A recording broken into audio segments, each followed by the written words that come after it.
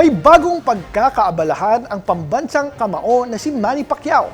May all-access sa event na yan, si Aimee Gatchalian. Opisyal na inulunsad ng DG Plus Interactive Corporation ang kanilang landmark partnership with former Senator and boxing legend Manny Pacquiao sa isang engranding event sa Shangri-La The Fort noong March 25. Pagsasamahin dito ang world-class digital entertainment at ang inspirasyong hatid ng buhay at karera ni Pacquiao upang makapagbigay ng mas makabuluhang karanasan para sa mga Pilipinong manlalaro. Sentro ng partnership ang paglulunsad ng 9 na Pacquiao-themed games na hindi lamang simpleng celebrity branding kundi nakabatay sa kwento ng kanyang pagiging kampiyon.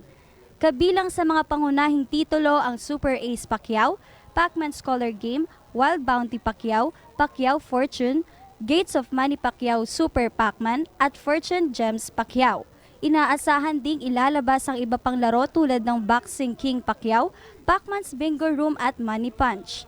Itinalaga rin si Pacquiao bilang opisyal na brand ambassador ng Arena Plus at Game Zone. Kasama rin sa kasunduan ang integrasyon ng MoneyPay bilang pangunahing payment channel ng DG Plus platforms, Bingo Plus, Arena Plus at Game Zone. Ang MoneyPay na lisensyado ng Bangko Sentral ng Pilipinas ay magbibigay ng mas mabilis, ligtas at tuloy-tuloy na transaksyon para sa mga user. Ayon kay DG Plus Chairman Eusebio Tanco, tumutugon ang partnership sa lumalaking demand ng mga manlalaro para sa mas authentic at narrative-driven na karanasan. What's the main advantage of using MoneyPay over other e-wallets here? MoneyPay is a subscription-based fee. Our partnership with Digital its brand guaranteed the kind of integration that is seamless. There's in safety, settlements moving from playing to managing gaming funds instantly. Pinapabilis siya, so very safe siya. Last question po is, can MoneyPay handle 24/7 nature of the same ecosystem? Absolutely yes. We target 99.5% uptime and runtime 24/7. Our gateway is always ready when players are ready.